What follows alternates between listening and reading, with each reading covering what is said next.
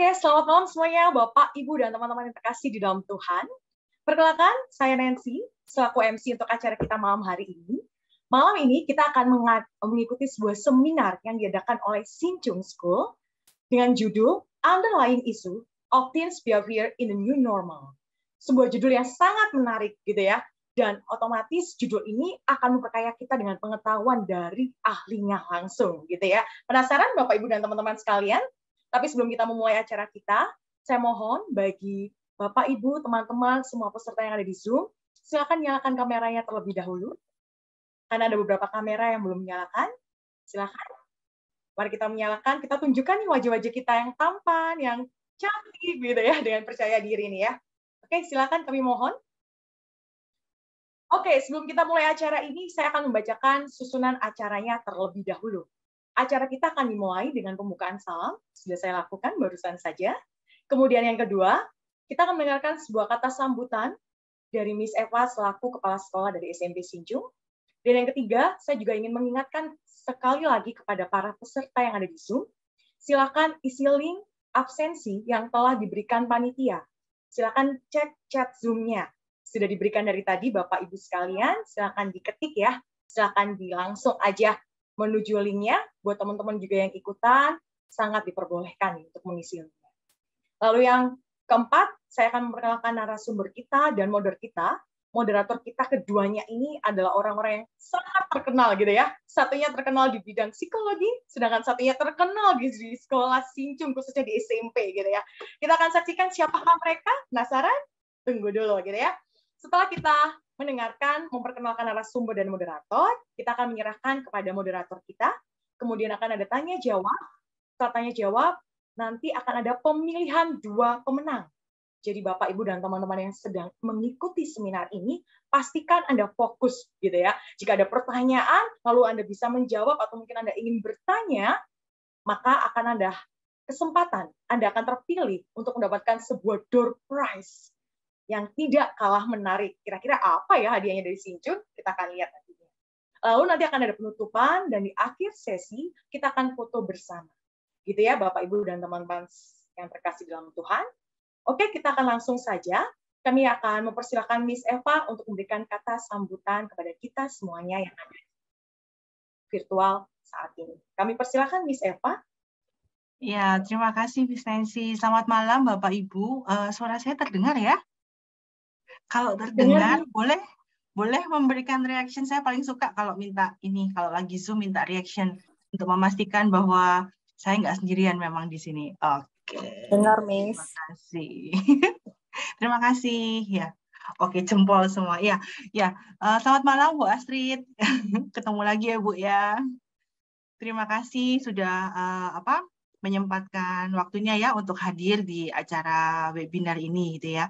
Bapak Ibu, selamat datang di webinar Sekolah SMP Sinchung. Ini kan dalam rangkaian open house ya, yang nanti puncaknya di hari Sabtu tanggal 22 besok.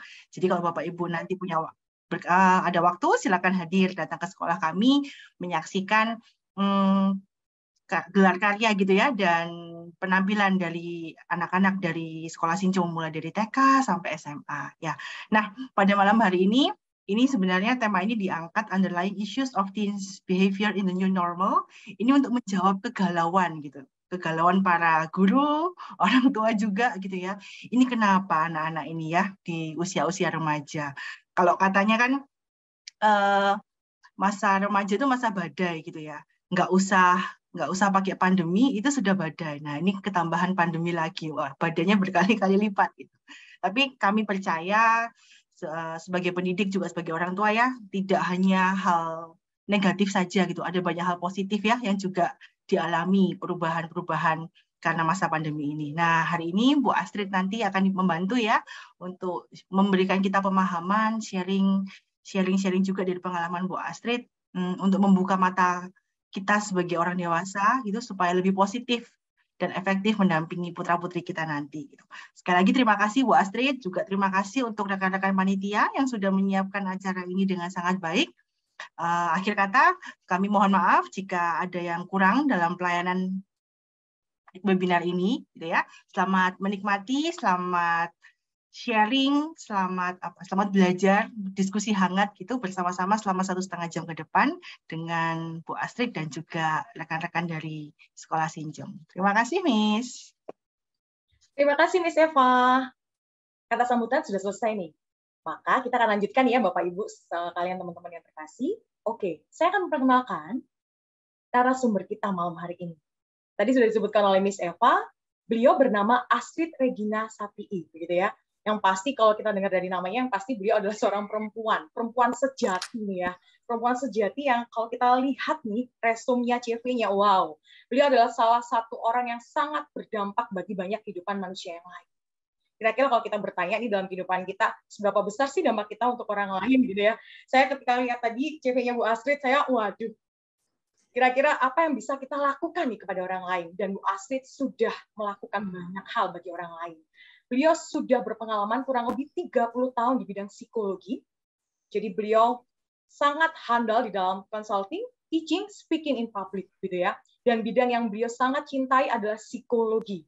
Tidak hanya beliau cintai, tapi beliau juga melayani begitu banyak orang. Sejak tahun 1997, beliau membuat sebuah yayasan atau lembaga, gitu ya, founder and supervisor of Safi Amira Women Crisis Center di Surabaya. Kemudian beliau juga aktif National Counseling Trainer untuk orang-orang HIV atau AIDS. Kemudian beliau juga menjabat sebagai kepala atau Head of East Java IPK, Clinical Psychologist Association. Dan sejak tahun 2010, beliau juga menjadi First Deputy of Indonesian IPK, dan beliau juga Adjunct Lecturer Unika Widya Mandala, Surabaya. Tidak hanya itu juga, beliau merupakan CEO dan Lead Clinical Psikologi yang bernama Dear Astrid Story Sharing Space. Kemudian juga beliau Resident Clinical Psychologist di Siloam Hospital, Surabaya. Wow, selamat malam Bu Astrid. Selamat malam. Terima sekali Bu Astrid ya. Bagaimana Bu malam ini? Sudah siap nih untuk membagikan ilmunya kepada kami semua yang ada di Zoom ini? Insya Allah. Insya Allah. Oke Bu. Dan tidak kalah jauhnya juga, saya akan memperkenalkan seorang moderator kita nih, yang guru famous SMP Sinjung. Halo Miss Bunga. Selamat malam juga untuk Miss Nancy. Miss Nancy juga tidak kalah famousnya. Kita bertiga wanita-wanita yang famous gitu ya. Tapi iya. Bu Astrid nih ya, yang luar biasa akan memberkati kita malam hari ini ya. Oke. Tidak lama-lama begitu ya Miss Bunga ya. Saya akan langsung menyerahkan ke Miss Bunga. Kita akan mulai seminar kita dan langsung saja saya serahkan kepada moderator kita. Kami persilakan Miss Bunga dan Bu Astrid. Baik, terima kasih Miss Nancy untuk kesempatannya. Pertama-tama izinkan saya untuk menyapa semua yang sudah hadir di sini. Saya melihat banyak wajah-wajah yang excited, bersemangat untuk membahas isu yang sangat menarik. Ketika kita sudah 2 tahun berjibaku dengan keadaan online, mungkin sebagai wali murid di sini, beberapa kali dalam 2 tahun itu seringkali keluh kesah yang disampaikan itu tentang bagaimana perubahan perilaku anak-anak di rumah pada saat mereka pelajaran online, muncul permasalahan-permasalahan yang sebelumnya tuh, sebelum pandemi tuh nggak ada, tapi sekarang kok tiba-tiba ada sih. Lalu kebetulan juga di sini kami juga ada rekan-rekan guru yang datang juga untuk mengenal lebih lagi, mengetahui dan mencoba mendalami lagi isu-isu yang sekarang juga kita hadapi ketika kita sedang mengajar di dalam kelas. Nah, masing-masing kita semua yang ada di sini ya Bu Astrid ya, tentu ingin belajar lebih dari Ibu Astrid. Kalau mendengar dari CV dan resume yang sudah diberikan, Ibu pasti tentunya kami percaya sekali dengan tuntunan dan saran serta juga kajian yang diberikan oleh Ibu bisa membantu untuk membuka wacana kami lebih terbuka, lebih mengakomodasi, bisa mengadaptasi terutama tentang underlying issues of teens behavior in the new normal. Karena kebetulan memang acara ini diadakan oleh secondary, yaitu SMP, jadi masa remaja. Bisa dibayangkan ya, masa remaja tanpa pandemi saja mungkin sudah cukup berat ya Bu ya. Apalagi sekarang juga ada keadaan yang cukup menarik gitu loh. Siklusnya tuh epic, sekali lagi tuh global, epic sekali. Nah, tapi mungkin saya tidak akan berlama-lama di sini. Saya bisa memberikan kesempatan untuk Ibu Astrid untuk menjabarkan apa yang sedang kita hadapi di sini. Silakan Ibu, monggo. Oke, terima kasih Ibu dan Ibu Eva, Ibu Nancy, juga semua yang hadir di sini. Terima kasih untuk kesempatan ini. Saya pertama mungkin akan membawakan materinya sekitar 10-15 menit gitu ya, kalau boleh saya share screen. Setelah itu barangkali kita akan bisa talk show ya Ibu ya. Kira-kira gitu hanya untuk dasar dan mohon maaf karena sebetulnya waktunya singkat sekali. Mudah-mudahan dalam singkatnya waktu ini saya bisa mengangkat berbagai isu yang mendasar dan berbagai isu penting yang ingin diketahui. Mudah-mudahan begitu ya Bu Bunga. Pertama saya ingin ngecek dulu suara saya terdengar jelas. Terdengar jelas Ibu Astrid. Terima kasih. Kalau gitu izinkan saya share screen-nya sebentar. Ya, apakah screen-nya sudah terlihat? Jelas, Ibu. Jelas ya. Kalau sudah terlihat jelas, saya akan ini sudah disampaikan bolak-balik tadi judulnya, saya akan start dengan satu hal. Ini satu rumusan baku yang harus kita sama-sama sadari. Ya, bahwa betul ya, kalau masa remaja itu adalah masa yang dikatakan sebagai masa topan badai. Karena pada masa itu sebetulnya ada penandaan yang sifatnya biologis, di mana pada masa itu sebetulnya yang namanya anak-anak itu dunianya mulai ditinggalkan, dan anak berubah menjadi remaja yang sudah siap menjadi orang tua. Sebetulnya begitu. Ya, kalau misalnya seandainya dunia kita ini, dunia manusia ini tidak ada peradabannya, kan gitu ya. Kenapa kok gitu? Karena masuknya anak ke dalam masa remaja itu dimulai sekitar sekarang ini paling banyak usia 10-11 tahun, waktu anak perempuan mulai mendapatkan menstruasi dan anak laki-laki mulai mendapatkan mimpi basah.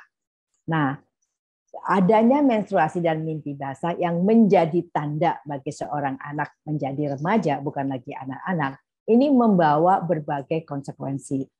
Karena perubahan ini terutama adalah perubahan biologis yang dipengaruhi oleh hormon-hormon pembentukan kelelakian, keperempuanan. Kalau pada dunia binatang, maka pada saat ini sepasang misalnya kucing misalnya gitu ya, atau sepasang anjing perempuan dan laki-laki, atau burung gitu perempuan dan laki-laki, mereka sudah bisa beranak pinak, sudah bisa membentuk keluarga lah baru gitu ya, dan punya keturunan. Tapi pada manusia, karena kita punya peradaban, tidak di usia ini, walaupun secara biologis mereka sudah siap ya, tapi kita mengembangkan dunia yang lebih bertanggung jawab gitu kan ya. Kehadiran dari generasi baru itu harus pada saat orang tuanya sudah siap. Artinya sudah dewasa ya, sudah punya kemampuan untuk mengembangkan kehidupan ekonomi, untuk mengembangkan kehidupan lain yang diperlukan oleh keluarganya. Tapi poinnya terjadi perubahan besar dari anak-anak ke remaja. Yang tadi pertama biologis. Nah, perubahan biologis ini menyebabkan terjadi perubahan penampilan dalam badan. Dan ini sebetulnya awal dari berbagai perubahan. Ya, jadi perubahan penampilan ini membuat kebingungan ya, karena anak remaja kan kemudian membandingkan diri satu dengan yang lain. Kemudian perubahan hormonal yang terjadi juga menyebabkan perubahan emosi. Maka kalau kemudian dikatakan masa remaja adalah masa topan badai, itu karena perubahan-perubahan ini. Kita tidak akan berlama-lama di sini. Tapi yang ingin saya garis bawahi sebagai rumusan baku, proses pembentukan perilaku, apakah itu perilaku yang berkaitan dengan pikiran, berkaitan dengan perasaan, dan tindakan pada remaja, itu semuanya bersumber dari pola asuh, pendidikan, dan pengalaman sejak dilahirkan. Betul semua mengalami yang namanya masa topan badai. Tapi perilaku-perilaku yang beragam itu semua dipengaruhi oleh bagaimana anak ini tumbuh kembang dari mulai dia dilahirkan. Jadi ini barangkali perlu digarisbawahi Bapak Ibu sekalian dan Bapak Ibu guru. Gitu ya. Sehingga kalau ada perilaku-perilaku yang kemudian dianggap bermasalah, harus kita kaji ulang. Apakah ini berkaitan sama COVID atau karena perkembangan si anak ini sendiri. Karena pada dasarnya semua orang itu ingin mencari keseimbangan. Dan keseimbangan ini sifatnya sangat subjektif. Maka kemudian perilaku maladaptif, perilaku yang menimbulkan menunjukkan bahwa dia tidak bisa menyesuaikan diri, misalnya nakalnya nggak ketulungan misalnya ya, atau tiba-tiba melanggar aturan-aturan misalnya, atau tiba-tiba menjadi pribadi yang sangat agresif misalnya gitu ya. Jadi dia tidak bisa menyesuaikan diri lagi atau perilaku maladaptif. Ini menunjukkan ada masalah pada perkembangan si remaja ini. Gitu ya. Jadi kalau seorang remaja tiba-tiba menjadi anak yang sangat sulit gitu ya, tidak harus itu karena COVID, Bapak Ibu sekalian. Ini yang perlu dipegang dulu gitu kan ya. Kalau ada perilaku terganggu, kebetulan kita baru COVID 2 tahun dan kemudian semuanya secara global terjadi perubahan besar. Nah, tetapi tidak semua perilaku yang dalam tanda kutip maladaptif, perilaku remaja yang tidak bisa dikendalikan misalnya, itu langsung berkaitan sama COVID. Gitu ya. Jadi mesti dilihat dulu ya artinya. Misalnya salah satu contoh yang saya ambil dengan mudah ya adalah misalnya penanaman disiplin. Nah, kalau orang tua yang dari kecil tidak pernah menanamkan disiplin pada anak-anaknya, maka penelitian yang dilakukan oleh para ahli menunjukkan di masa remaja anak ini akan jadi monster. Akan jadi anak yang susah banget diatur, bahkan kemudian bisa memerintah, mengatur orang tuanya.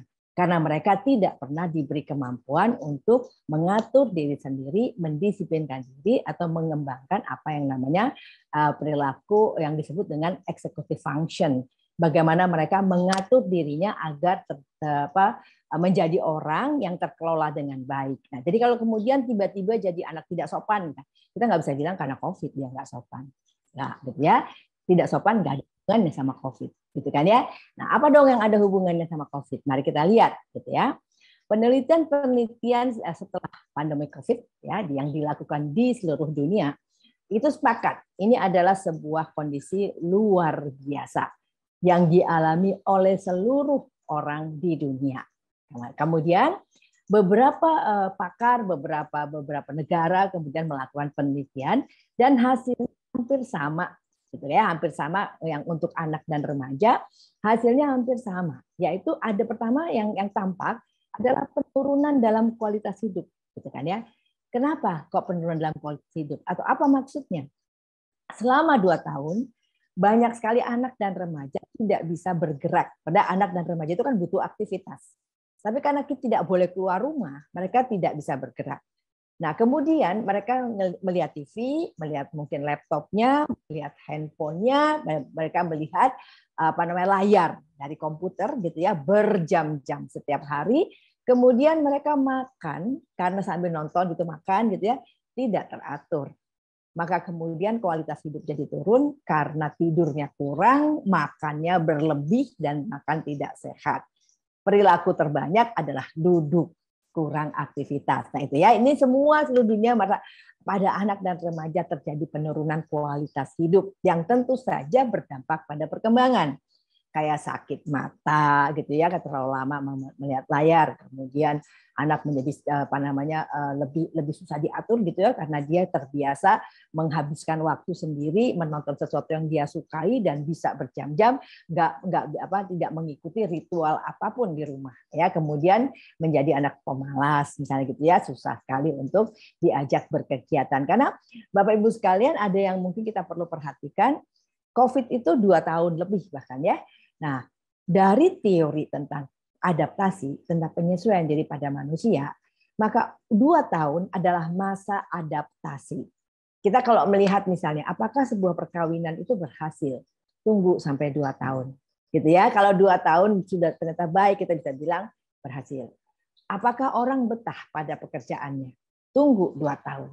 Kalau 2 tahun dia berprestasi, dia kelihatan lebih maju, kita bisa bilang dia betah pada pekerjaan itu. Jadi waktu 2 tahun itu sebetulnya waktu yang untuk menunjukkan apakah orang bisa beradaptasi. Nah, itu dipakai buat COVID.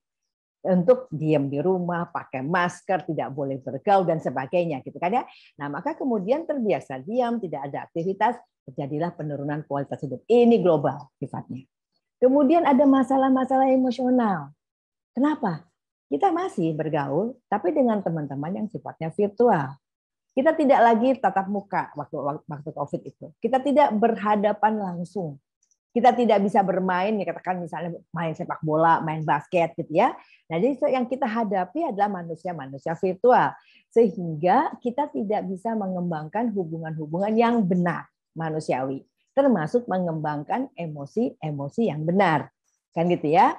Nah, kemudian kita terbiasa untuk setelah hal itu tergantung tangan kita ya mencet apa gitu ya, bisa cepat gitu kan, kita bisa melihat gambar, kita bisa lihat gerakan, kita bisa menikmati segala macam hanya dengan duduk di depan televisi, pegang remote control misalnya. Sehingga kemudian kita menjadi sangat terbiasa ngikutin kemauan kita sendiri. Maka terjadi penurunan dalam kemampuan adaptasi. Kita jadi cepat marah kalau orang kemudian meminta kita melakukan sesuatu karena mengganggu kenikmatan kita. Gitu ya, ini pada anak dan remaja terutama hal ini terjadi seluruh dunia ini. Kemudian juga karena tidak terbiasa tadi bergaul, akhirnya enak gaul sendiri ya. Jadi sendiri dalam arti kata saya ketemu teman saya tapi di gadget, tapi di layar. Saya tidak pergi untuk bergaul sama dia, saya tidak jalan sama dia.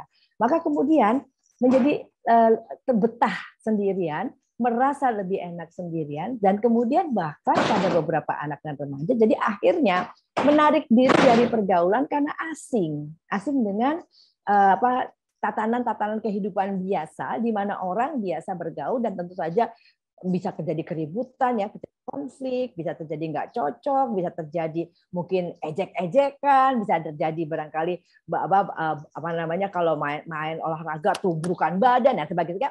Kita punya kalau kita hidup dalam dunia normal, kita punya keterampilan untuk adaptasi, untuk menyesuaikan dengan orang sekitar. Nah, keterampilan itu hilang, kita menjadi tidak mampu bergaul dan oleh karena itu lebih suka karena sendiri gitu ya. Apalagi pada anak dan remaja yang memang masih sangat membutuhkan pergaulan itu untuk kehidupan mereka gitu ya. Nah, juga yang tampak pada penelitian-penelitian para pakar ini ada gejala kecemasan, gejala depresi, bahkan kecenderungan bunuh diri.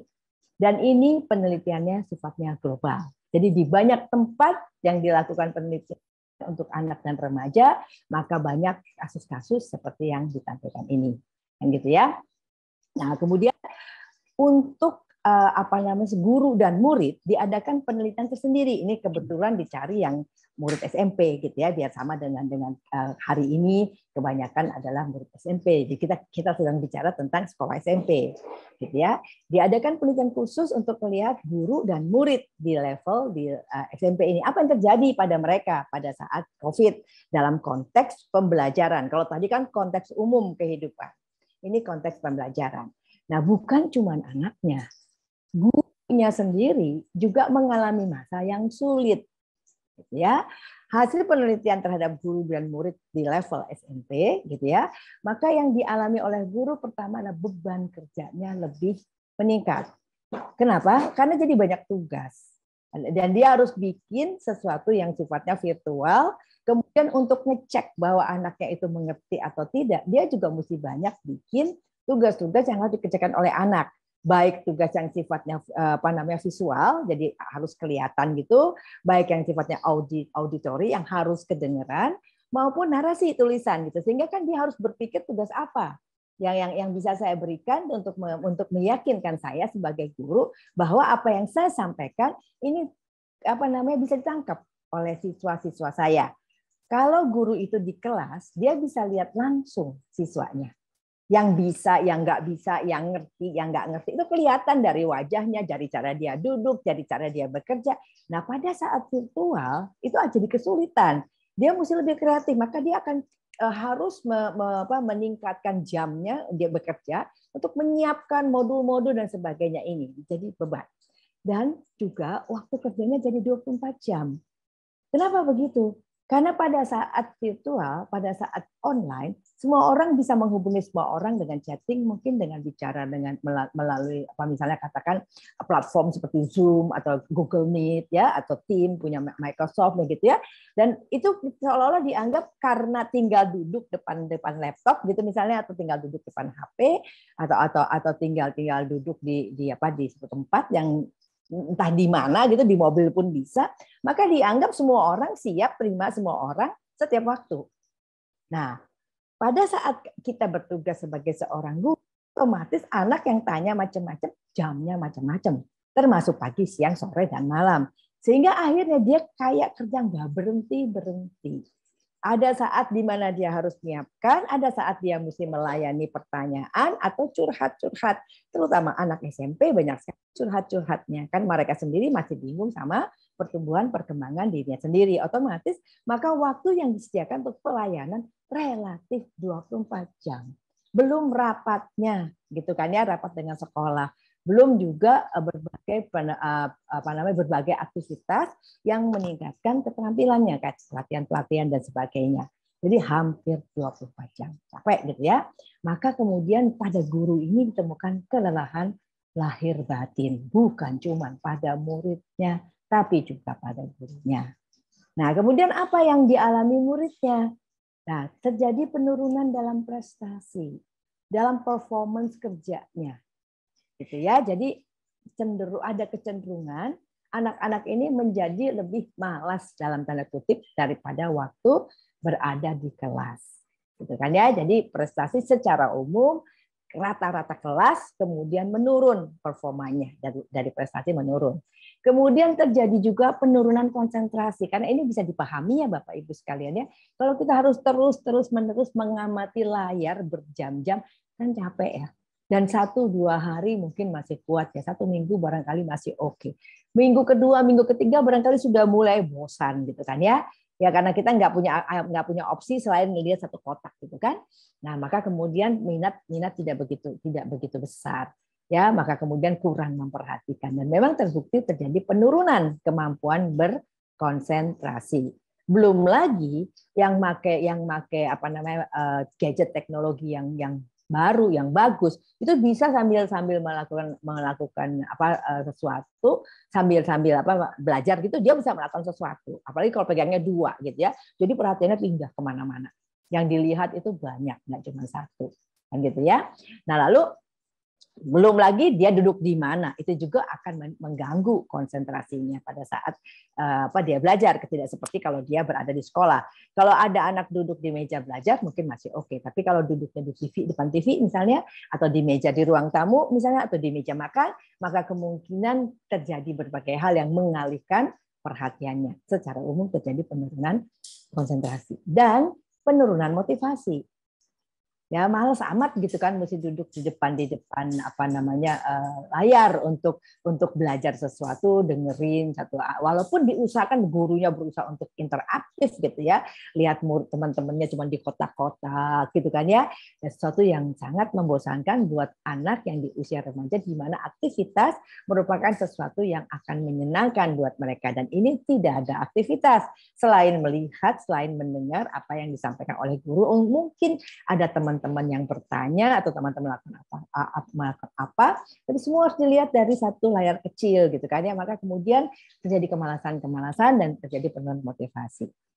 Lalu ada penelitian lanjutan yang menunjukkan berat badannya pada naik karena duduk lama, tidak banyak bergerak sambil ngemil gitu kan ya, maka ada problem naiknya berat badan, peningkatan gizi ya, belum tentu kualitas yang baik, karena yang dimakan adalah yang manis-manis, yang berlemak-lemak, yang enak dimasukin sambil ngobrol atau sambil mendengarkan guru menerangkan, kan gitu ya. Dan tentu saja yang jadi ketakutan kita semua adanya kelekatan pada gadget ya, kelekatan pada laptop, kelekatan pada HP, kelekatan kepada alat-alat teknologi yang sifatnya kemudian membawa anak kepada kemungkinan untuk menjadi adiksi atau kecanduan. Nggak bisa dipisahin. Ya banyak anak yang kemudian jadi kurang tidur. Ya, dan pada saat harus belajar untuk masuk di kelas, masih ngantuk. Kenapa? Karena malamnya main game. Dan main gamenya mungkin sampai jam 2, jam 3. Sama orang tuanya sudah dilarang. Gitu kan ya. Dan dia bisa tidur pada jamnya, tapi orang tuanya tidur, kemudian dia bangun main lagi, misalnya begitu ya. Nah, sehingga kelekatan pada gadget ini juga menjadi sesuatu yang menghantui. Karena kemudian ini menjadi sesuatu yang sulit untuk dilepas, terutama kalau sudah terjadi adiksi atau kecanduan, yang menyebabkan kemudian tidak bisa konsentrasi ke tempat lain selain ke alatnya. Apakah itu lihat game, apakah itu lihat film, nggak apa dia main game, ataukah dia lihat film, lihat lagu, atau apapun. Tapi dia lekat. Ya, itu kemudian secara umum tentu saja artinya si anak kehilangan rutinitas belajar.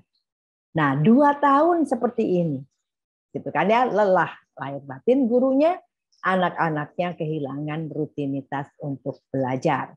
Kehilangan lagi rutinitas yang namanya belajar ke sekolah, pakai sepatu, pakai kaos kaki, pakai seragam dengan warna tertentu, dengan gaya tertentu, duduk dengan cara tertentu, nyiapin buku dengan cara tertentu, hilang semua itu.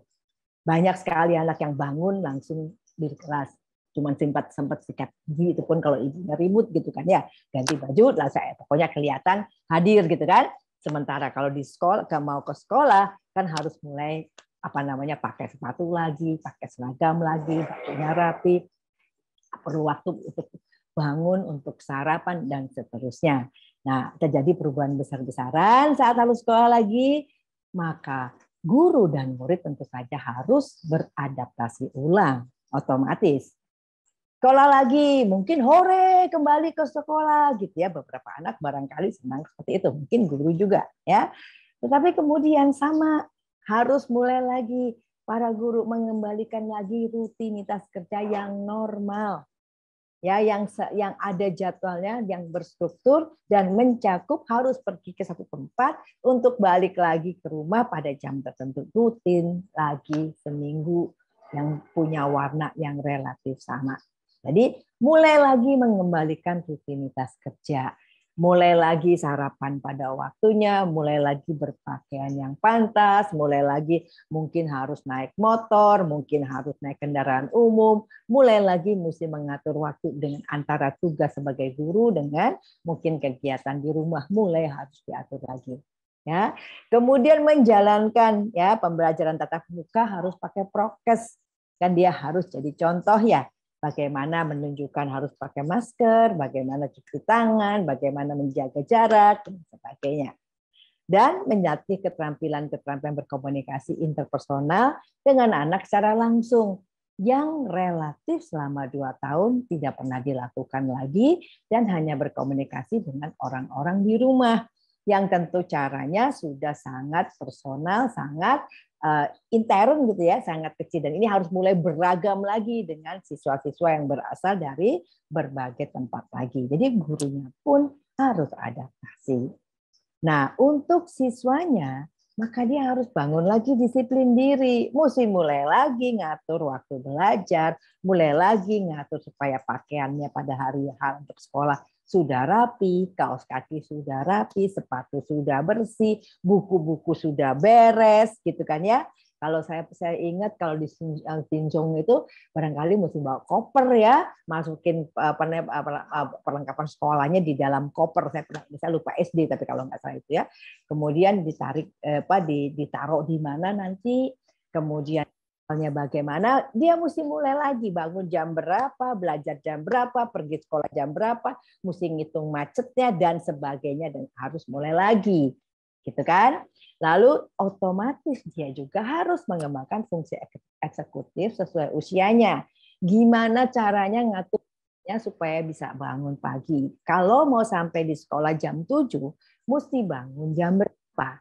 Lalu mesti mandi jam berapa, mesti sarapan jam berapa, pakai baju, nyiapin bukunya kapan, kan gitu ya. Harus mulai lagi menyiapkan fungsi eksekutif sesuai usianya, kemandiriannya, karena dia menjadi anak sekolah lagi. Nah, kemudian otomatis dia balik ke sekolah, belajar lagi, interaksi dengan teman sebaya dan gurunya. Keterampilan yang mungkin sudah hilang karena waktu pandemi COVID di rumah hanya bergaul dengan orang-orang dekatnya, orang-orang yang dia kenal sebagai anggota keluarga, sehingga cara berkomunikasi barangkali beda dengan kalau dia harus berkomunikasi dengan teman-teman yang berasal dari berbagai tempat, dengan guru-gurunya di sekolah. Maka mulai lagi memorinya harus bangunkan lagi. Dan ini tadinya SD kelas 5, kelas 6, kemudian akan jadi SMP. Ini ada lompatan perilaku yang harus dia pelajari lagi.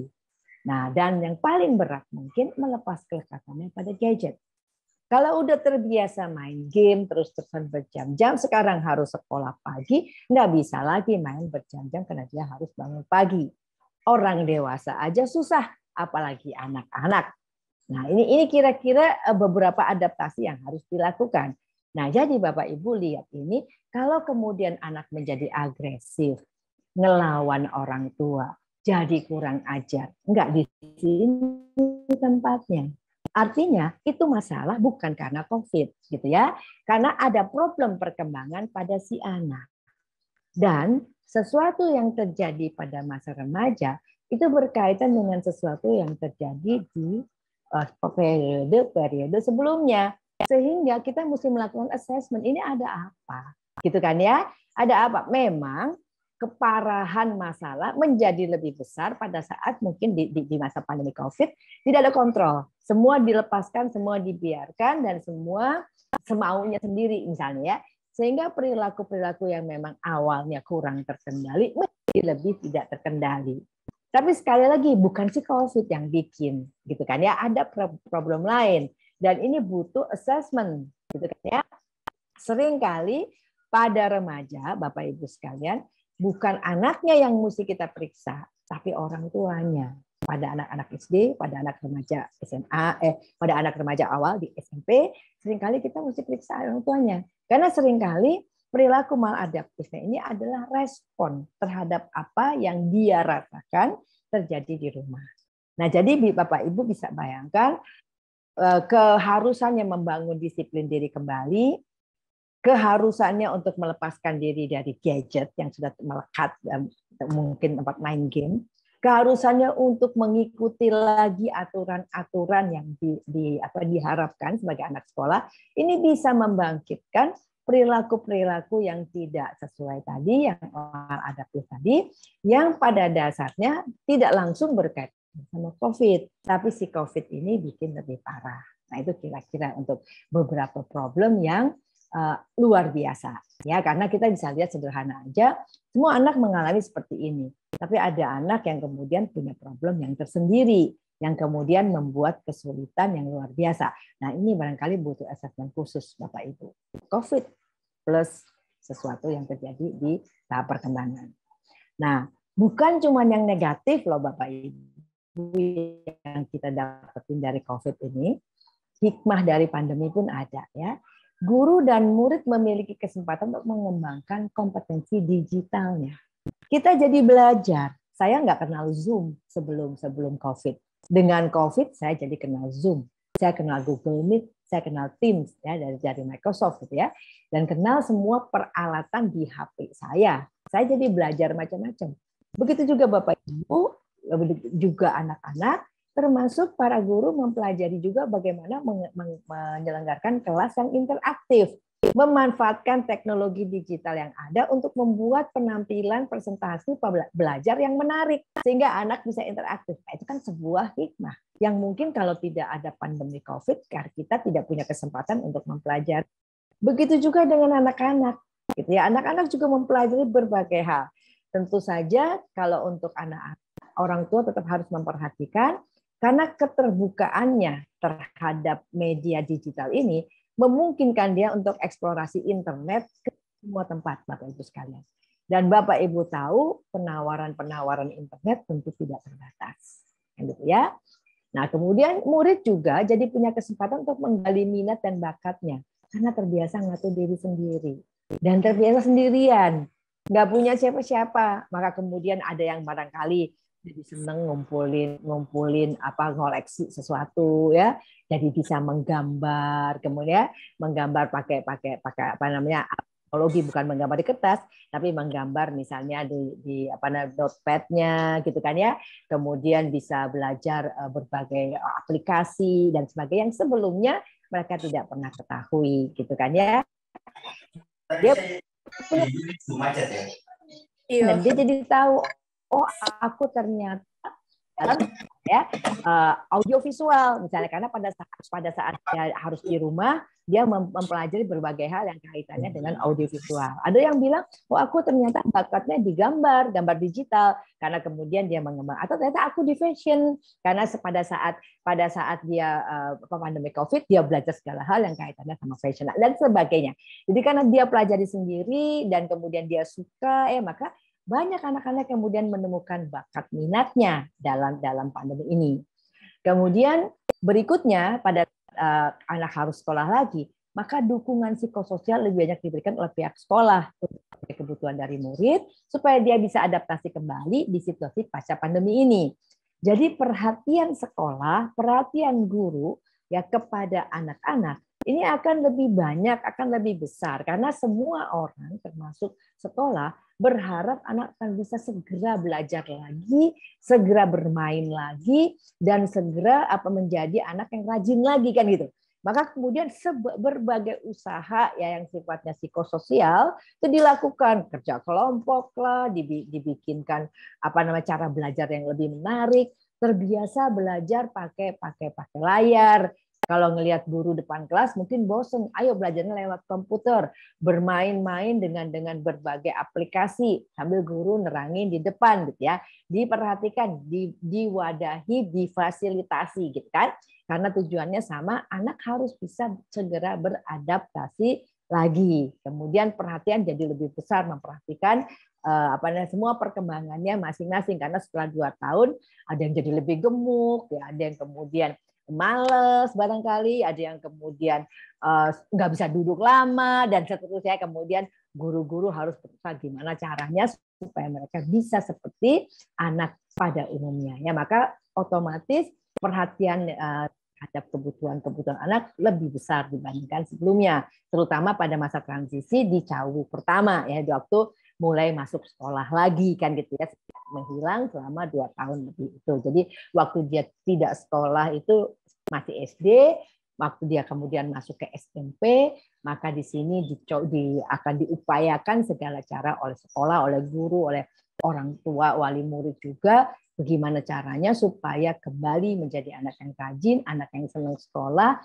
anak yang bisa menikmati belajar. Maka kemudian dianalisa segala macamnya, dicari berbagai hal yang mungkin akan membangkitkan minatnya, kreativitasnya, atau betahnya dia di belajar. Ini juga hikmah dari pandemi ini, gitu kan ya. Dan banyak hal yang kemudian menjadi lebih mendalam memperhatikannya karena kebutuhan untuk lebih mengerti, kebutuhan untuk lebih bisa beradaptasi, kemudian menjadi lebih besar. Nah, untuk masa depan, maka kita harus bersiap-siap, sama-sama mesti sabar ya Bapak Ibu sekalian ya. Guru dan murid harus saling sabar karena kedua belah pihak perlu adaptasi dengan situasi yang baru ini. Guru perlu adaptasi, murid perlu adaptasi, dan lebih baik kita berbesar hati. Semua orang berasal dari tempat yang berbeda, dibesarkan dengan cara yang berbeda. Guru juga berasal dari keluarga yang berbeda, sehingga pandemi COVID yang memberikan dampak manusiawi cukup besar, itu kemudian kita bisa pahami sama-sama sebagai sesuatu yang menjadi penghalang kita untuk produktif, gitu ya, untuk langsung produktif, untuk langsung bisa mengikuti pelajaran, gitu kan ya. Kita sama-sama harus belajar sabar, kita sama-sama harus saling menerima, kita sama-sama sedang adaptasi. Bapak Ibu guru membutuhkan sistem kooperatif dalam kegiatan belajar mengajar. Maka Bapak Ibu guru akan mencoba menarik minatnya, menarik perhatiannya, bagaimana caranya supaya bisa konsentrasi, gimana cara supaya berprestasi. Nah, sementara guru yang dibutuhkan oleh siswa adalah guru-guru yang bisa membantu siswa dalam pembelajaran akademik. Banyak keterampilan-keterampilan yang mungkin sudah terlupakan karena selama 2 tahun tidak pernah tersentuh lagi, gitu kan ya, karena banyak hal yang mungkin tidak bisa atau tidak mungkin dikembangkan secara virtual.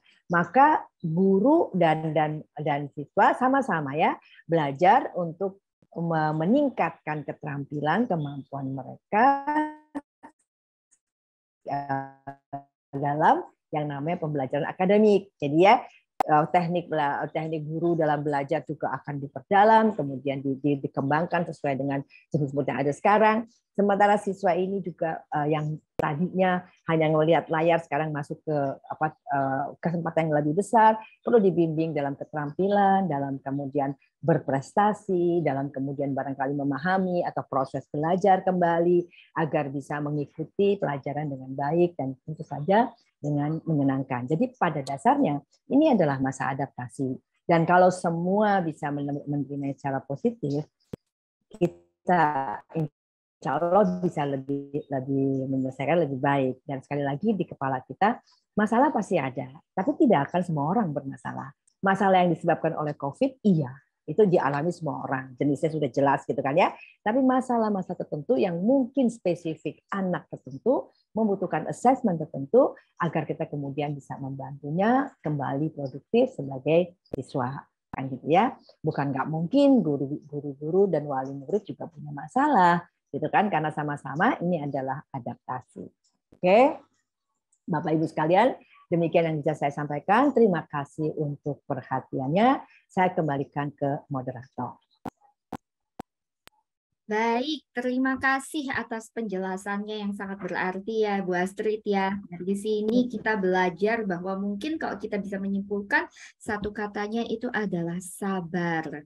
Ya, itu yang paling itu adalah melalui proses, kita tidak bisa langsung kembali dari maksudnya kayak mungkin ini ya, kembali dari nol seperti itu ya. Jadi betul, baby steps terlebih dahulu. Iya, kalau bahasa Inggris mungkin starting over ya, Mbak. Iya, starting over. Jadi kalau misalnya kayak kita di pompa bensin ya Bu Astrid ya, dari nol ya.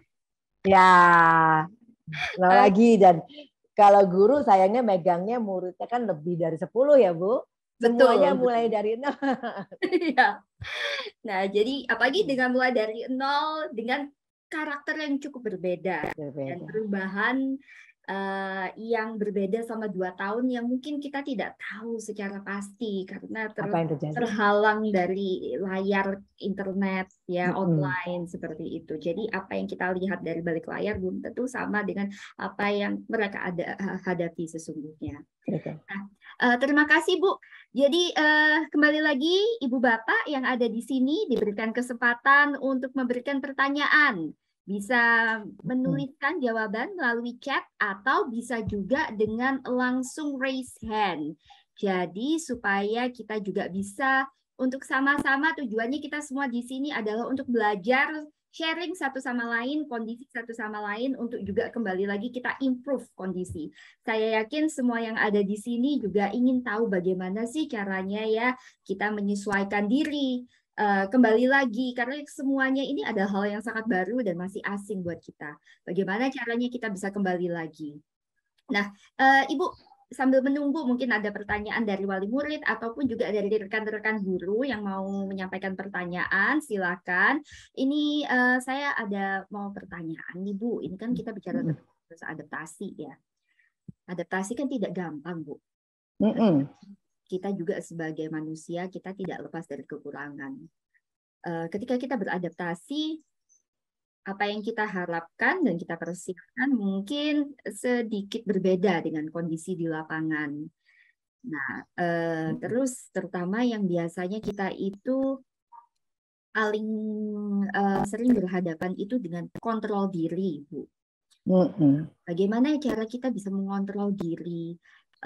Baik, nggak hanya sebagai seorang guru ya, saya bicara sebagai posisi sebagai guru ya, tapi juga sebagai orang tua dengan melihat proses adaptasi itu. Karena mungkin namanya manusia, kita tahu bahwa kita harus sabar, tapi kan kita juga ada ekspektasi kan. Terus habis itu kadang-kadang ekspektasi dan realitas itu suka clashing. Bagaimana cara kita mengontrol diri dalam kondisi tersebut? Nah, oke. Di bawah yang namanya kontrol diri itu ada kesadaran diri atau latar belakang dari kontrol diri itu ada kesadaran diri ya Bu. Kita itu bisa mengontrol diri kita kalau kita punya kesadaran diri yang baik ya Bu. Jadi artinya dalam peran apapun, menghadapi apapun, kita jangan fokus ke diri kita. tetapi kita ini bersama orang-orang lain. Itu kesadarannya.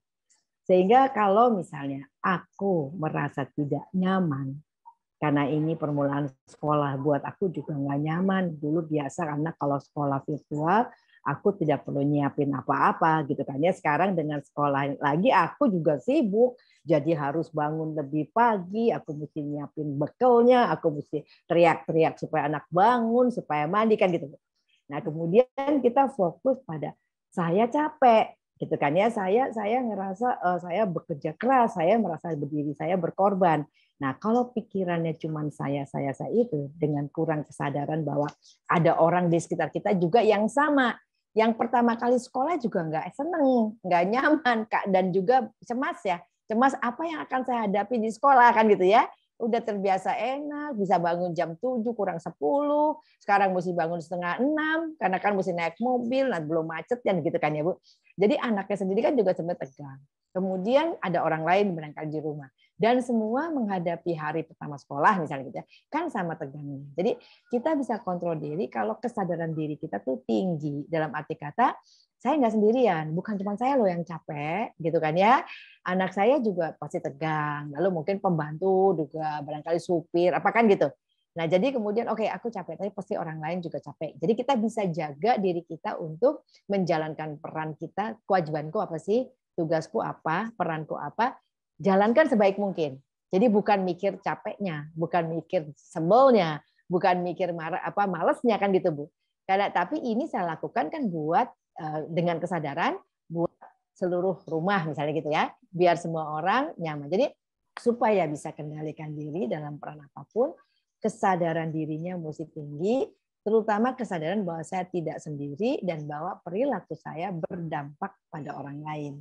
Nah ini, jadi selalu ada persepsi aku nggak bisa ngikutin mauku sendiri. Semua orang juga pengen enak, bukan cuma aku aja. Nah, dengan pikiran itu kita bisa lebih siap untuk mungkin sedikit menderita gitu ya karena ada orang lain gitu kan ya, atau sedikit mengorbankan diri karena mesti mikirin orang lain. Jadi pengendalian diri itu akan bisa kita lakukan kalau kesadaran kita tinggi, terutama terhadap situasi bahwa saya tidak sendiri, tapi ada orang di sekitar saya yang akan bersama-sama menjalani satu situasi. Mungkin gitu Bu jawaban umumnya.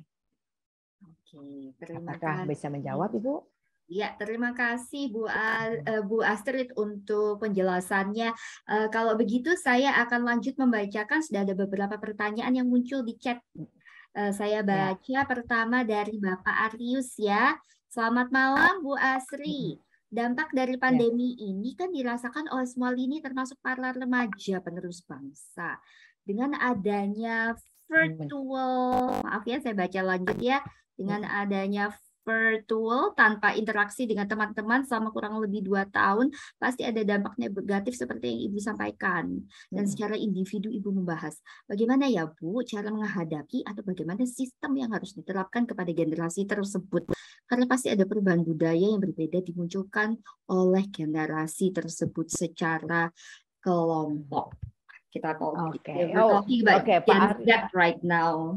Dengan segala macam. Pak Arius, terima kasih banyak. Ini pertanyaannya luar biasa ya Pak Arius ya. Kalau Bapak tanya bagaimana ya caranya menghadapi atau bagaimana sistem yang diterapkan, saya akan jawab begini. Kita bareng yuk Pak, kita pelajari sama-sama, gitu kan ya. Kita pelajari sama-sama dan para Bapak Ibu guru yang ada di sini, kita pelajari sama-sama. Ini masa adaptasi. Saya pun belum tahu kelas saya jadi bagaimana. Tentu saya akan memakai metode atau sistem yang selama ini saya tahu. Saya akan coba, oh ternyata nggak jalan.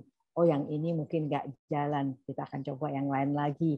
Kita diskusi sama teman-teman gitu kan Pak. Ya, jadi Pak Arius, kita akan pakai momen kita ini untuk eksplorasi, untuk melakukan riset sama-sama, untuk menentukan yang mana yang kemudian paling pas buat anak-anak kita yang sedang berangkat remaja, yang selama 2 tahun tidak bergaul dengan siapa-siapa, kan gitu Pak Haris. Jadi saya kalau Bapak tanya secara langsung, sistemnya saya belum punya. Tapi saya sepakat sama Bapak bahwa kita harus menyesuaikan diri dengan situasi. Anak-anak ini terbiasa melakukan semuanya sendiri, terbiasa mengendalikan situasi dengan tangannya, anggaplah gitu kan ya. Kemudian bisa mengatur apa yang dia ingin lihat di apa namanya di layar, maka anak-anak ini terbiasa lebih mengikuti kehendaknya. Lalu kalau kita mesti masuk di kelas dan kita mengatur seluruh kelompok, nomor satu bareng-bareng yang kita mesti sepakati, kita akan belajar sama-sama. Jadi Bapak Ibu guru yang pertama sekali mesti disepakati adalah gimana caranya kita sama-sama bisa mempelajari sesuatu dengan menyenangkan. Saya sebagai guru merasa kompeten bisa menyampaikan materi saya, dan anak-anak bisa belajar materi saya ini dengan menyenangkan juga, kan gitu Pak. Dan ini tentu saja butuh yang namanya trial and error ya. Walaupun kita semua sudah punya patokannya. Nah, satu hal yang bisa kita pegang, kalau kita pegang kelompok Pak, harus ada keadilan. Artinya keadilan, semua orang kita perlakukan sama. Nah, ini yang kita bisa pegang sebagai aturan dasar. Gimana caranya kelas kita atau kelompok ini kita pegang dengan aturan yang sama. Ya, jadi misalnya mari kita sepakati bersama-sama. Waktu kita belajar bareng tidak ada handphone yang boleh berbunyi. Misalnya gitu ya. Itu kesepakatan bersama karena kita akan belajar bareng. Oke, jadi semua handphone dimatikan. Misalnya gitu kan. Misalnya begitu. Oke, kemudian kita akan harus duduk dengan nyaman. Ayo bagaimana kenyamanan duduknya? Misalnya bentuk lingkaran lebih enak. Lalu sama-sama kita duduk berbentuk lingkaran. Jadi sepakati dulu bersama-sama aturan dasarnya, Pak. Nah, kemudian sambil jalan kita bisa mulai melakukan pembelajaran bersama. Tetapi sekali lagi keadilan sama buat semua itu menjadi dasarnya. Dan kalau sekarang ini dasar keadilan itu harusnya melalui kesepakatan. Jadi anaknya diajak bicara, gitu kan ya? Karena mereka sudah terbiasa hanya mengikuti maunya mereka sendiri. Nah, selanjutnya sistem-sistem yang akan datang kita bisa akan pelajari bareng Pak melalui riset-riset kita sampai kita bisa menemukan akhirnya model kayak apa. Kayak misalnya kalau saya boleh pakai diri saya sebagai contoh ya Pak. Kalau zaman sekarang itu murid-murid saya, mahasiswa saya di Fakultas Psikologi itu akan lebih senang kalau misalnya saya bilang, oke, hari ini kita akan belajar tentang kepribadian. Terus saya tulis link. Saya tulis HTTP gitu Pak ya, tulis linknya. Kalian cari, gitu kan? Terus baca. Ya, terus mereka cari, mereka baca sendiri. Lalu misalnya saya bilang, oke, apa hasil bacaannya? Kata orang ini begini, terus semua kata satu ini ngomong gini, nah itu metode seperti itu buat mahasiswa saya sekarang ini lebih berhasil dibanding kalau saya duduk depan dan memberikan kuliah. Dari mana saya tahu? Ya coba-coba itu Pak, bareng-bareng saya riset kecil-kecilan di antara mereka, gitu. Jadi Pak, kalau menurut saya, mari kita optimis, kita punya 1000 cara dan anak-anak ini juga punya 1000 cara untuk memberitahu kita, sehingga proses kita berkelompok, berinteraksi, pasti akan indah kalau kita sama-sama bisa saling belajar. Itu kira-kira jawaban saya, Pak. Tidak bisa fix. Gitu. Mudah-mudahan memuaskan Pak Adi.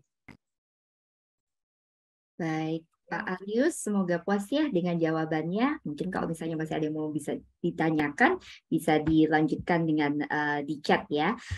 Ini saya lanjutkan ya Bu Astrid. Di sini ada pertanyaan dari wali murid Nicholas 6B. Saya kurang tahu apakah Ibu atau Bapak yang ada di sini. Mungkin kalau misalnya wali murid dari Nicholas, kalau misalnya bisa berkenan, mungkin di turn on kameranya. Apakah saya bicara dengan Ibu atau Bapak? Di sini ada 2 pertanyaan langsung, Bu Astrid. Ya. Pertanyaannya adalah bagaimana cara mengendalikan anak terhadap gadget? Lalu yang kedua, bagaimana cara mencegah stres pada anak karena banyaknya homeworks, assignments, atau tes?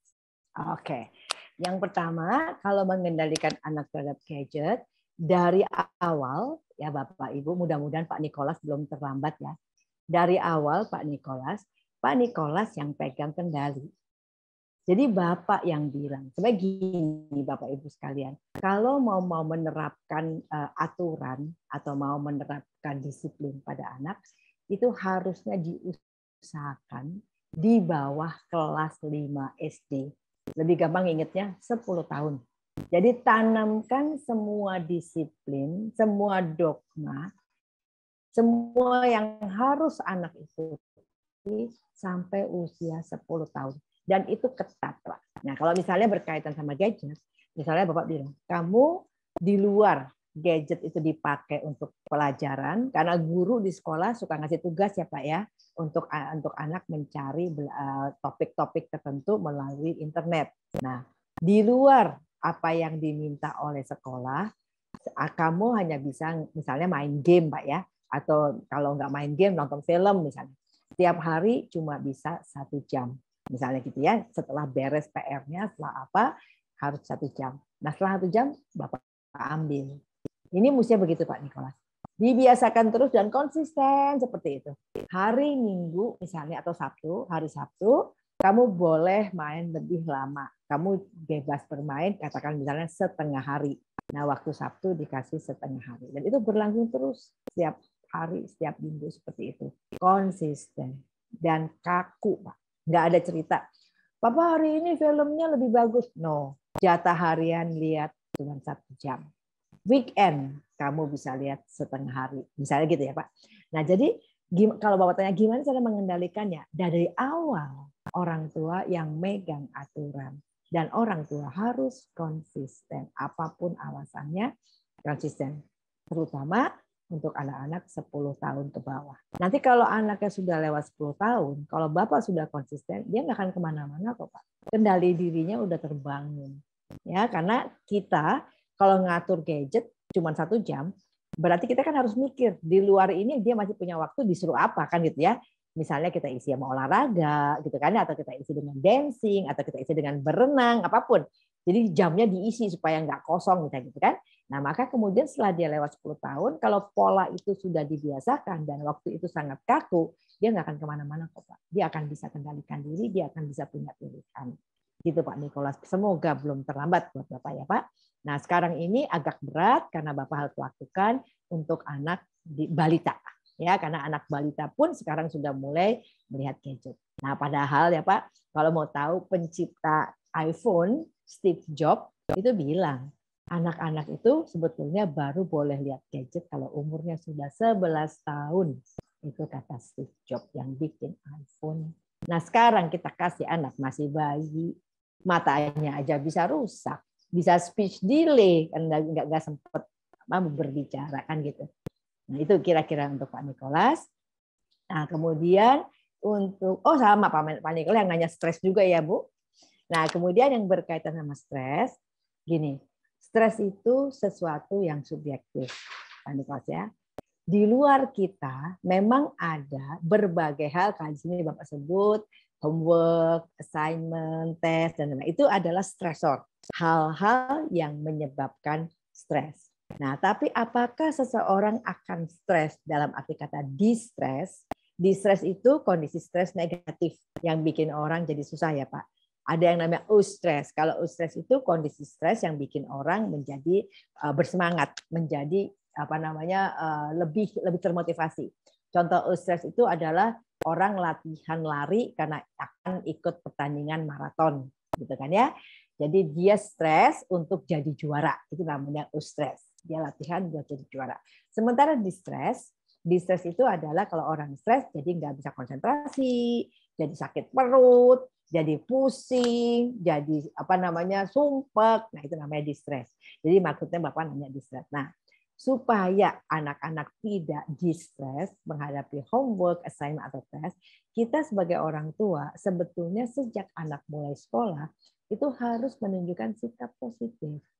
Gitu kan ya. Jadi bukan karena gini, ketegangan terhadap ujian, ketegangan terhadap homework, ketegangan terhadap tes itu dibentuk, Mbak. Jadi anak-anak itu dibikin tegang gitu kan, harus begini, harus begitu, nanti begini. Jadi dia nggak ada tegang. Jadi supaya anak nggak stres, sejak awal kita anggap itu sebagai sesuatu yang biasa. Bahwa kalau anak sekolah ya punya homework, ada assignment, ada tes, dan kita sebagai orang tua membantu dia untuk menghadapinya dengan kalau bisa yang gembira bagus Pak ya. Tapi kalau bisa netral aja. Ada PR apa sayang hari ini gitu kan ya. Oh, oke. Mama temenin di meja sini kamu kerjain PR-nya misalnya gitu kan. Jadi kita tunjukkan sebagai biasa sehingga anak tidak terbiasa menganggap itu sebagai beban. Karena sebetulnya itu adalah kewajiban atau bagian dari sekolah. Kita sebagai orang tua yang sering tanpa sengaja menganggap itu sebagai beban dengan memberikan anak-anak rasa bahwa itu berat, bahwa itu susah, bahwa itu menakutkan. Nah, ini yang tidak boleh kita berikan kalau anak tidak mau stres. Jadi sejak anak itu masuk sekolah, kita kayak sekolah juga, dan kita menunjukkan antusiasme terhadap tugas kita, terhadap PR kita, terhadap anak ya, maksudnya PR yang dia dapat, tugas yang dia dapat, menghadapi tes. Jadi kita biasakan supaya dia ngadepin itu sebagai sesuatu yang biasa. Sebenarnya gitu Pak Nicholas. Jadi stres itu subjektif. Anak yang cepat stres itu karena anak sering terlalu dikasih persepsi bahwa itu berat, bahwa itu menakutkan, bahwa itu mungkin sesuatu yang sulit misalnya gitu kan. Nah, ini semua jangan kita berikan supaya anak tidak stres karena itu hal yang wajar. Namanya sekolah ya ada homework, namanya sekolah ya ada assignment, ya juga ada tes kan begitu. Mudah-mudahan menjawab Pak Nicholas. Oke. Baik, semoga bisa menjawab ya untuk dari wali murid dari Nicholas Nambe, Bapak atau Ibu. Terima kasih. Ibu di sini memang Bu Astrid saya lihat ada list-list pertanyaan yang sudah berderet menanti untuk dijawab. Tapi saya juga melihat dari para peserta ini dari profile name-nya ZXA06. ZXA06. Saya lihat beberapa kali raise hand di sini ya. Apakah mungkin mengalami kesulitan untuk menuliskan pertanyaan melalui chat? Maka kalau misalnya memang ada pertanyaan yang mau disampaikan Bapak atau Ibu, mungkin silahkan untuk unmute karena saya melihat beberapa kali tadi ada raise hand. Apakah raise hand itu karena memang ada pertanyaan yang mau ditanyakan atau mungkin nggak sengaja kepencet ya? Jadi silakan untuk Bapak Ibu ZXA 06. Mungkin kalau misalnya ada pertanyaan yang mau disampaikan, silakan Bapak atau Ibu. Baik, oke, mungkin tadi nggak sengaja ini ya, nggak sengaja kepencet ya. Kalau begitu kita lanjutkan ke list pertanyaan yang ada di chat room di sini ya Bu ya.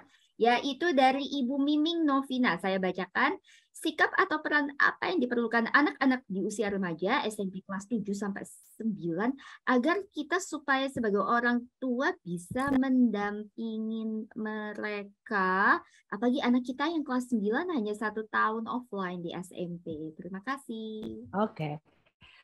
Ya Bu, namanya juga mendampingi. Kalau Ibu tanya sikap atau peran apa, sebagai pendamping ya kita sensitif, kita empati saja kira-kira apa yang mereka butuhkan, Bu. Kalau anak umur segini, kemampuan mereka untuk berteman sebetulnya sedang tinggi-tingginya, Bu. Dan bahkan sebetulnya secara normal mereka lebih percaya sama teman-teman daripada sama orang tuanya. Itu normal, gitu kan ya. Jadi solidaritas kelompok, kerja bareng teman-temannya, kepercayaan mereka terhadap teman-teman itu lagi tinggi-tingginya. Nah, jadi kalau kemudian Ibu ingin menjadi pendamping dan ingin memahami anak, salah satu strategi yang bisa Ibu Miming lakukan, rumahnya dibuka, Bu. Rumahnya dibuka artinya dibuka, Ibu tampung anak-anak teman-temannya anak-anak untuk misalnya belajar di rumah. Jadi Ibu kenal mereka satu persatu, Ibu tahu gitu kan. Nah, itu yang bisa Ibu lakukan untuk mendampingi anak Ibu gitu kan. Jadi rumahmu dibuka, anak-anak main ke rumah, jadi Ibu bisa lihat kan di sini anak kita cuma 1 tahun offline di SMP. Berarti kayaknya ini di ujungnya kali maksudnya ya, Bu. Jadi masuk itu udah kelas 9 di tengah gitu kan ya. Mungkin maksudnya Ibu begitu ya.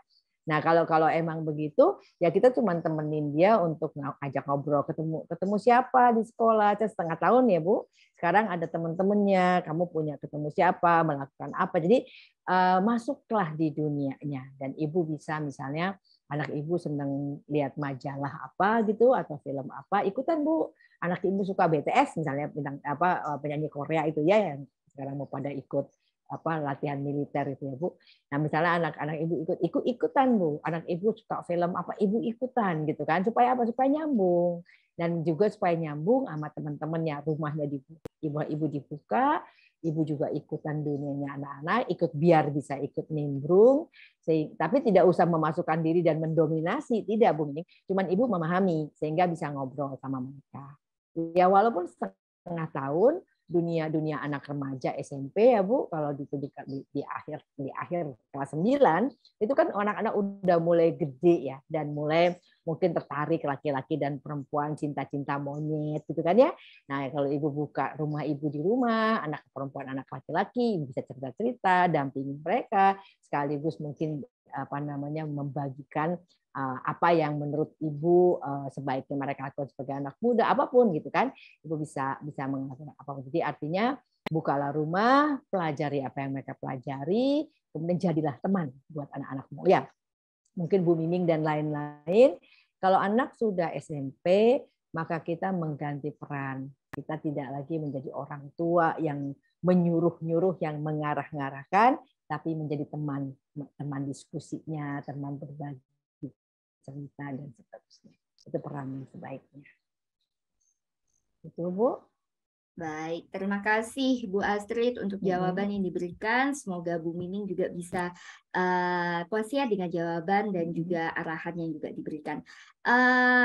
Ini ada pertanyaan kurang lebih sama ya tadi ya, masalah gadget juga tadi ditanyakan oleh kebetulan salah satu rekan guru juga, yaitu Pak Safdoko. Mungkin tadi bisa menjawab ya tadi penjelasan Ibu Astrid ya. Selanjutnya memang itu salah satu masalah gadget juga tidak hanya dialami bagi orang tua, tapi juga sebagai guru juga kan, karena kita juga kembali lagi untuk membiasakan bahwa penggunaan gadget hanya dilakukan pada saat jam-jam tertentu. Semoga bisa menjawab penjelasan yang tadi ya Pak Safdoko ya. Sekarang untuk hari ini ada pertanyaan terakhir. Nah, mungkin masih banyak lagi pertanyaan yang mau disampaikan oleh para peserta, tapi karena keterbatasan waktu, maka untuk pertanyaan terakhir akan ditanyakan oleh Ibu Joyce. Bu Astrid, kalau saya memberikan banyak kegiatan pada anak selain sekolah, apakah itu akan membuat anak jadi tidak fokus di satu bidang? Menurut pengalaman Ibu bagaimana ya? Oke, terima kasih Bu Joyce. Ini tergantung tipe anaknya Bu Joyce. Ada anak-anak yang multi talented, mereka dikasih banyak sekali kegiatan dan mereka bisa di semua kegiatan itu berprestasi ya Bu. Artinya main gitar iya, dancing iya, mereka main drama juga oke, kemudian bahasa Inggris bisa, bahasa Mandarin jago gitu ya. Jadi ada yang memang super energik. Tapi ada anak yang kemudian malah jadi kocar-kacir Bu. Jadi artinya kegiatan banyak itu bikin mereka lelah lahir batin, lalu semuanya jadi nggak bisa. Itu pengalaman saya yang saya lihat ya Bu. Nah jadi artinya bisanya yang mana? Mungkin di tengah-tengah Bu ya. Jadi misalnya kalau ibu inginnya dia belajar 5 kegiatan misalnya, mungkin dikasih 2 dulu dicoba gitu. Dia kira-kira suka enggak? Karena ada bagusnya Bu Joyce, dengan dikasih kegiatan dia jadi punya alternatif. Ya, karena kalau nanti pada masa-masa dia misalnya bosen gitu kan, dia bisa main gitar, kalau dia bisa main gitar misalnya gitu ya. Jadi kegiatan ini tidak selalu akan menghancurkan fokus, tapi juga bisa menggantikan energi Bu, bisa menjadi hiburan, bisa menjadi relaksasi. Kalau istilah sekarang bisa jadi healing gitu kan ya. Ada anak healingnya ngedance gitu kan. Ada anak lain yang healingnya main drama. Nah ini, tapi kita jadi tahu apakah ini membantu dia atau bikin dia malah nggak bisa fokus di satu bidang. Ya mesti dicoba Bu, mesti dicoba ya. Pada umumnya anak-anak remaja sih suka kalau punya beberapa kegiatan. Jadi ada anak yang multi talented, dia akan suka semua kegiatan. Tapi ada anak yang mungkin hanya 1-2 saja. Dan ini menurut saya, kalau Ibu tanya pengalaman saya, baik buat alternatif, mencari relaksasi misalnya, atau mencari kegiatan lain di luar belajar. Itu kayaknya Bu. Terima kasih. Jadi silakan Bu Joyce, belajari saja anaknya. Baik, terima kasih Bu atas wejangan dan informasi yang disampaikan.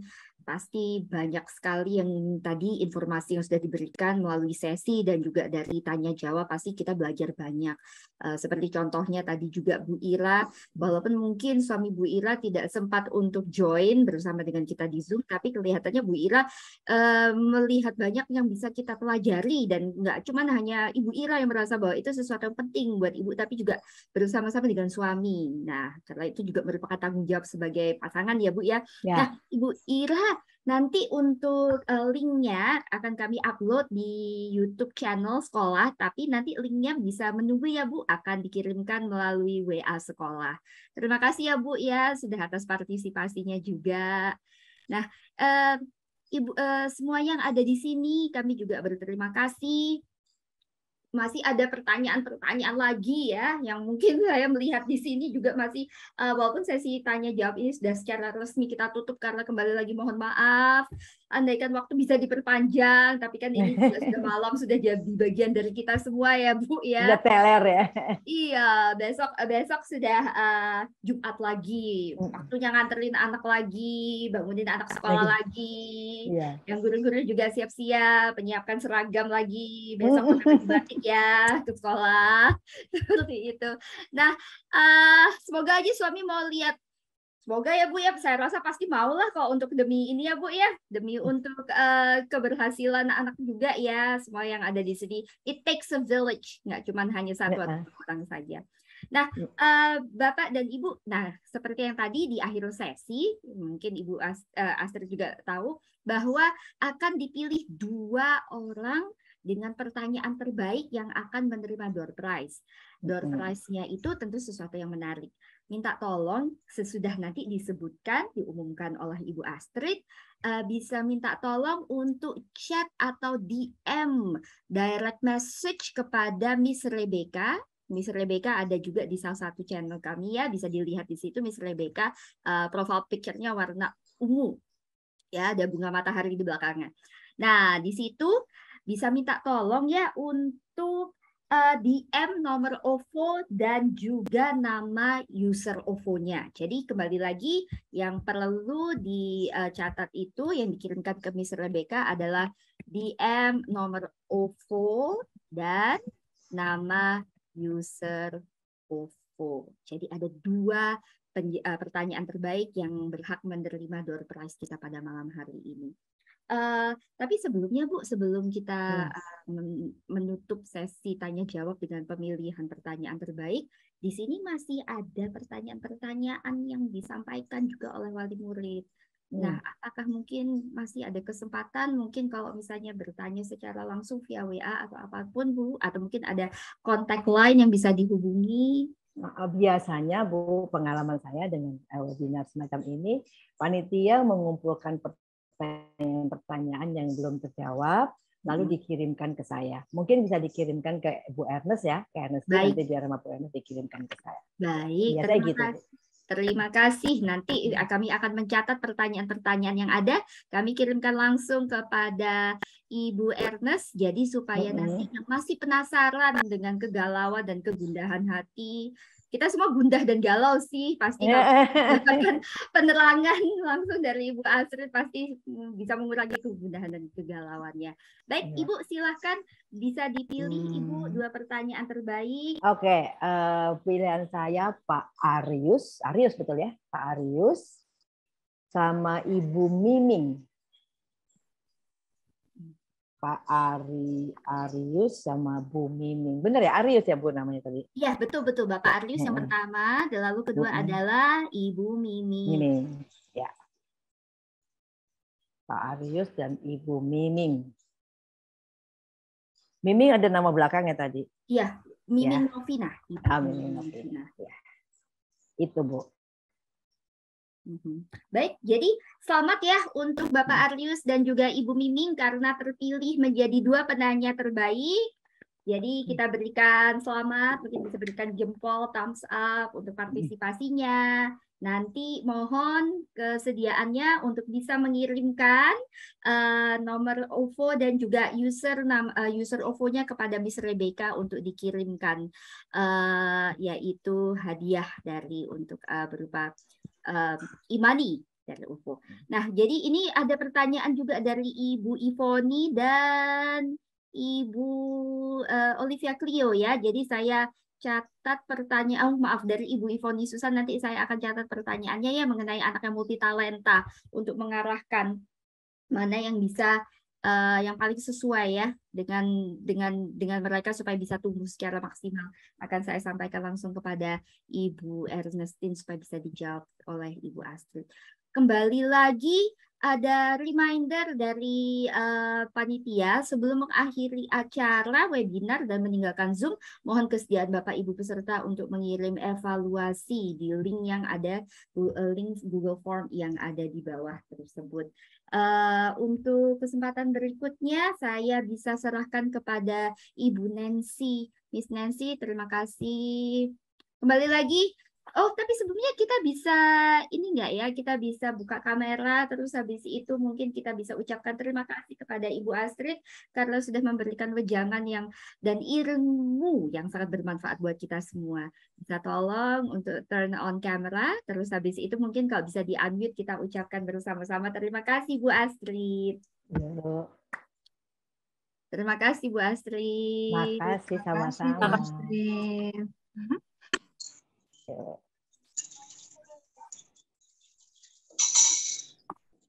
Oke, terima kasih Bu Astrid. Mari teman-teman, mari Bapak Ibu, yuk kita nyalakan kamera kita sama-sama. Ya, di akhir acara kita saya ingin mengatakan dan saya ingin mengajak kita semua, mari kita menciptakan sebuah lingkungan yang mendukung remaja untuk berkembang secara positif, begitu ya. Kalau kita dari mana lagi nih ya? Karena remaja masa depannya salah satunya kita juga yang menentukan. Terima kasih. Ayo Bapak Ibu, teman-teman sekalian, siswa-siswa tercinta kami semua, silakan nyalakan kameranya. Kita akan foto bersama. Dan sekali lagi kami juga mengingatkan jangan lupa untuk mengisi link evaluasi karena ini penting sekali untuk meningkatkan ke depannya.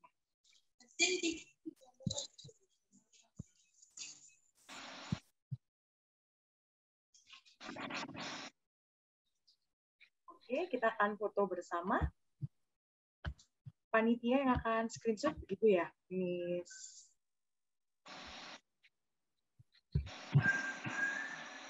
Oke. 3, 2, 1, saya akan bantu screenshot. 3, 2, 1. Terima kasih Bapak Ibu, terima kasih semua hadirin yang telah hadir di Zoom kita. Sampai bertemu di lain kesempatan. Tuhan memberkati, sehat selalu. Sampai jumpa. Sampai jumpa. Terima kasih Bapak Ibu, terima kasih Bu Astrid. Yo, selamat malam. Selamat malam semuanya. Terima kasih. Terima kasih.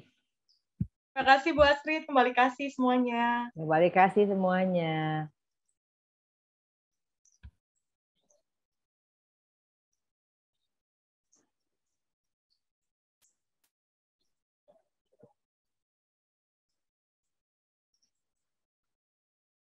Boleh keluar ya, Bu? Pamit ya, Ibu. Bu. Silakan. Bu Eva, Bu Nancy. Boleh, Bu Astrid. Boleh. Terima kasih, Ibu. Ayo, pamit duluan ya. Ya, terima kasih Ibu. Yo, mat malam. Thank you. Terima kasih, Miss, sudah mengajak Dear Astrid. Izin live dulu ya.